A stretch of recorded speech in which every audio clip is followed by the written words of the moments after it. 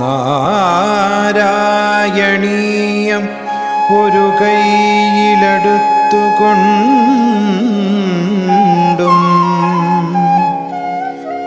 മറുകൈയിലുള്ള നറുവെണ്ണ നുകർന്നുകൊണ്ടും തന്നാശ്രിതർക്ക് തുണയായി വിളങ്ങിടുന്ന നാരായണീയ ഗുരുവായൂരപ്പ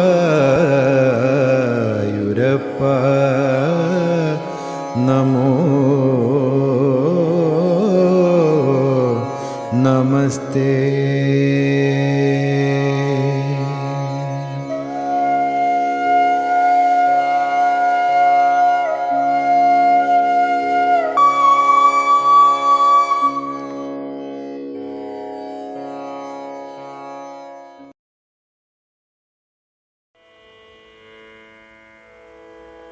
ഓം നമോ നാരായണായ. ദശകം 84 സമന്തപഞ്ചക യാത്ര. പുഷ്പിതാഗ്ര വൃത്തത്തിലാണ് ഈ ഒരു ദശകം രചിച്ചിരിക്കുന്നത്. ഒരിക്കൽ വലിയൊരു സൂര്യഗ്രഹണം വരാൻ പോകുന്നു എന്ന് അറിഞ്ഞ് എല്ലാ രാജ്യത്തെയും രാജാക്കന്മാരും ഒപ്പം തന്നെ മഹർഷിമാരും എല്ലാവരും ഒരു യജ്ഞത്തിൽ പങ്കെടുക്കാൻ വേണ്ടി തീർത്ഥ സ്ഥലമായിട്ടുള്ള സ്യമന്തക പഞ്ചകത്തിൽ ഒത്തുചേർന്നു. അവിടെ ഭഗവാനും തൻ്റെ പത്നിമാരുമായിട്ട് പോയി.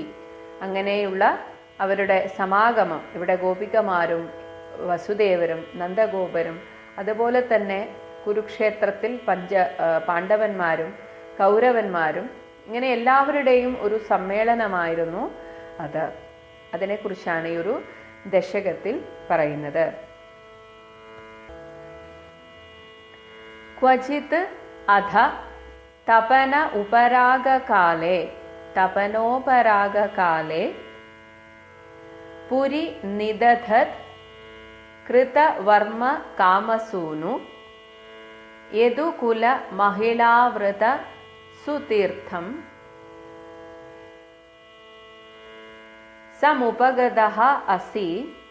സമുപഗതോസി സമന്തപഞ്ചകാഖ്യം.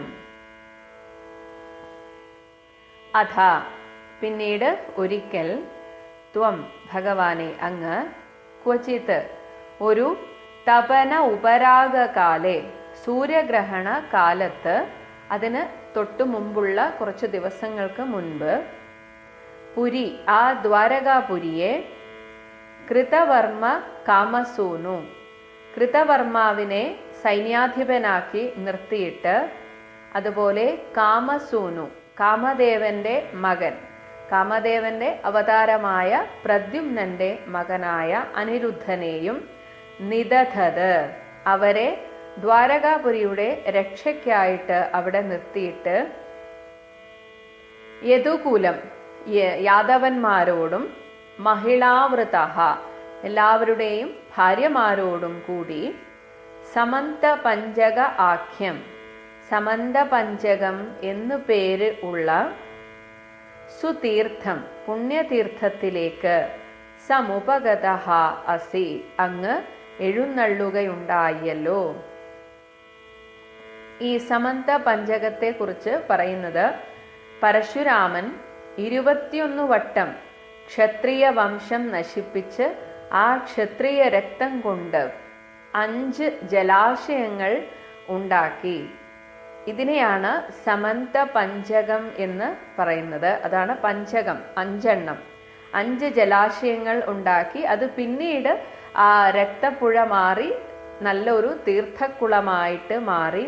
അവിടെ വെച്ച് തന്നെയാണ് ഈ ചെയ്ത പാപങ്ങൾക്ക് പ്രായശ്ചിത്തമായിട്ട് പരശുരാമൻ ഒരു വലിയ യജ്ഞം നടത്തിയതും. അങ്ങനെ ഈ ലോക സംഗ്രഹത്തിന് വേണ്ടിയിട്ട് ആ സൂര്യഗ്രഹണത്തിന്റെ ബാധ ഏൽക്കാതിരിക്കാൻ ഈ ലോകത്തുള്ളവർ എല്ലാവരും പ്രാർത്ഥിക്കാൻ വേണ്ടിയിട്ട് ആ പുണ്യതീർത്ഥത്തിൽ എത്തിച്ചേരുന്നുണ്ടായിരുന്നു. അതിൻ്റെ കൂടെയാണ് ഇവിടെ യദുവംശ രാജാക്കന്മാരും ഭഗവാനും ദ്വാരകാപുരിയിൽ കൃതവർമാവിനെയും അനിരുദ്ധനെയും രക്ഷയ്ക്കായി നിർത്തിക്കൊണ്ട് ബാക്കി എല്ലാവരും ഇവരുടെ കൂടെ ആ സമന്തക പഞ്ചകം എന്ന പുണ്യതീർത്ഥത്തിൽ എത്തിച്ചേർന്നു. ദശകം 84. ഓം നമോ ഭഗവതേ വാസുദേവായ. ഓം ശ്രീകൃഷ്ണ പരമാത്മനേ നമഃ. ഓം ക്വചിതഥ തപനോപരാഗകാലേ പുരിനിദതത്കൃതവർമ്മ കാമസൂനു യദുകുലമഹിളാവൃതസുതീർത്ഥം സമുപഗതോസി സമന്തപഞ്ചകാഖ്യം. ഹരിശരണം. എല്ലാ സജ്ജനങ്ങൾക്കും എല്ലാ നാരായണീയ ഉപാസകർക്കും പ്രണാമം. ശ്രീ ഗുരുവായൂരപ്പനും ഭട്ടപാദർക്കും വ്യാസഭഗവാനും പൂർവികർക്കും ഗുരുജനങ്ങൾക്കൊക്കെ നമസ്കാരം. ശ്രീമന്നാരായണീയത്തിലെ 84 ദശകത്തിലേക്ക് പ്രവേശിക്കുകയാണ്. വളരെ രസകരമായ ഭഗവാന്റെ മറ്റൊരു ലീലയാണ് ഇവിടെ പറയാൻ പോകുന്നത്. അതായത് ആദ്യമായിട്ട് നമുക്ക് ചിന്തിക്കാനുള്ളത് ഈ സമന്തപഞ്ചകം അല്ലെങ്കിൽ കുരുക്ഷേത്രം, അതിനൊരു മാഹാത്മ്യം ശ്രദ്ധിക്കേണ്ടതാണ്. അതായത് എല്ലാ തരത്തിലുള്ള പ്രാണികൾക്കും കുരുക്ഷേത്രത്തിലെ തീർത്ഥദർശനം കൊണ്ട് പാപമുക്തി ഉണ്ടാകുമെന്നാണ് ഇത്രേ ശാസ്ത്രം പറയുന്നത്. ഞാൻ കുരുക്ഷേത്രത്തിൽ പോവും, ഞാൻ അവിടെ വസിക്കുമെന്ന് പറഞ്ഞാൽ പോലും ശ്രേഷ്ഠമാണത്രേ. അവിടെ സരസ്വതി നദി തെക്കു ഭാഗത്തും ദിഷദ്വതി എന്ന ശ്രേഷ്ഠയായിട്ടുള്ളതായൊരു നദി മറ്റു ഭാഗത്തും ഇതിൻ്റെ മധ്യത്തിലാണത്രേ കുരുക്ഷേത്രം. അപ്പോൾ വളരെ ശ്രേഷ്ഠമായൊരു സ്ഥലമാണ് കുരുക്ഷേത്രം.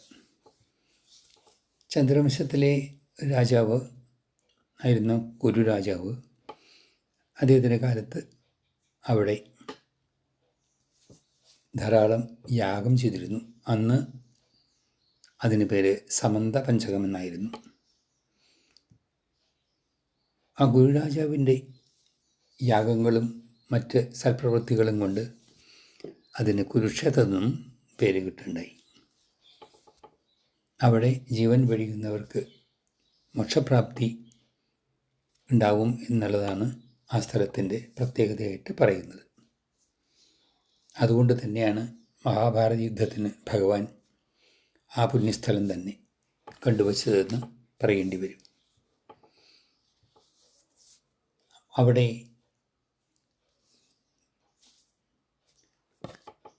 ശ്രീ പരശുരാമൻ ക്ഷത്രിയന്മാരെ നിഗ്രഹിച്ച് അവരുടെ രക്തം കൊണ്ട് 5 ഹൃദങ്ങളെ നിർമ്മിച്ചു. അവയിലെ രക്തം കൊണ്ടാണ് പിതൃതർപ്പണം ചെയ്തത്. ആ 5 ഹൃദങ്ങളുടെ പേരാണ് സമന്ത പഞ്ചകം എന്ന് പറയും. ഏതായാലും ഒരു സൂര്യഗ്രഹണ സമയത്ത് ക്വചിതത തപനോപരാഗകാലി എന്ന് പറഞ്ഞേക്കുന്നത്. ഇവിടെ ഉപരാഗം എന്ന് പറഞ്ഞാൽ ഗ്രഹണം എന്ന് തന്നെ പറയാം. അങ്ങനെ ഭഗവാൻ തീർത്ഥാടനത്തിന് പോവുകയാണ്. അദ്ദേഹത്തിന് അതിൻ്റെ ആവശ്യം ഉണ്ടായിട്ടല്ല. ആ പോണ സമയത്ത് അനിരുദ്ധനെയും കൃതവർമാവിനെയും ദ്വാരയുടെ രക്ഷയ്ക്കായിട്ട് നിർത്തിയിട്ടാണ് പോയത്. അങ്ങനെ യാദവരോട് കൂടിയിട്ടും അവിടെയുള്ളതായ ധാരാളം യാദവ സ്ത്രീകളോടും കൂടിയിട്ടാണ് സുതീർത്ഥം എന്നാണ് ഇവിടെ പറഞ്ഞിരിക്കുന്നത്. അത്രയും ശ്രേഷ്ഠമായ തീർത്ഥമാണ് സമന്തപഞ്ചകം അല്ലെങ്കിൽ കുരുക്ഷേത്രം. അവിടെ ഭഗവാൻ എല്ലാവരെയും കൂട്ടിക്കൊണ്ട് പോവുകയാണ് തീർത്ഥാടനത്തിന്. ഈ തീർത്ഥാടനം വളരെ ശ്രേഷ്ഠമായിട്ട് തന്നെയാണ് കണക്കാക്കിയിട്ടുള്ളത്.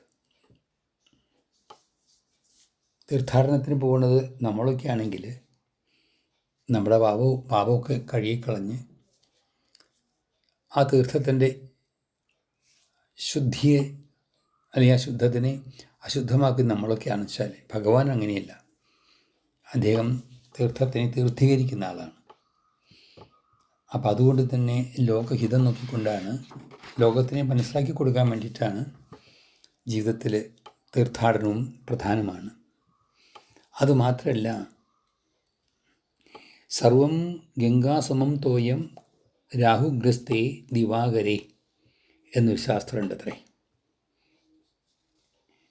അതായത് സൂര്യഗ്രഹണ സമയത്ത് എല്ലാ ജലാശയങ്ങളും നദികളൊക്കെ ഗംഗാസമം ആയിട്ടാണ് കണക്കാക്കിയിട്ടുള്ളത്. അതുകൊണ്ടാണ് ഗ്രഹണം കഴിഞ്ഞാൽ സ്നാനം വേണം, അതൊരു തീർത്ഥാടനം പോലെ തന്നെയാണ് എന്നൊക്കെ പറയാറുള്ളത്. അതുമാത്രമല്ല, ഗീതയിൽ പറഞ്ഞ പോലെ തന്നെ യദ്യത് ആചരതി ശ്രേഷ്ഠ തത്തത് ഏവ ഇതരേ ജന സൈൽ പ്രമാണം ഗുരുതേ ലോകസ്തനുവർത്തത എന്നും പറഞ്ഞിട്ടുണ്ട്. മഹാത്മാക്കൾ ചെയ്യുന്ന പ്രവൃത്തി കണ്ടിട്ട് വേണം സാധാരണക്കാർക്ക് അതിൻ്റെ മഹത്വം മനസ്സിലാക്കാനും അതിനെ ആശ്രയിക്കാനൊക്കെ. നമ്മളൊക്കെ അതും ചിന്തിക്കേണ്ടതാണ്. നമ്മൾ ചെയ്യുന്ന പ്രവൃത്തികൾ മാതൃകാപരമാവുമ്പോഴാണ് അടുത്ത തലമുറയ്ക്ക് പോലും അത് ഗുണം ചെയ്യുന്നത് എന്നോർക്കുക. ഏതായാലും സമന്തപഞ്ചകം അല്ലെങ്കിൽ കുരുക്ഷേത്രത്തിലേക്ക് യാത്ര പോവുകയാണ്. ആ സ്ഥലത്തിന് മറ്റൊരു വ്യാഖ്യാതാവ് പറയുന്നത് ബ്രഹ്മാവൃത്തം എന്നും പറയാറുണ്ട് അത്രേ. ഏതായാലും ഭഗവാൻ അവിടേക്ക് എത്തിച്ചേർന്നു. ബാക്കി നമുക്ക് നോക്കാം. ഹരിശരണം.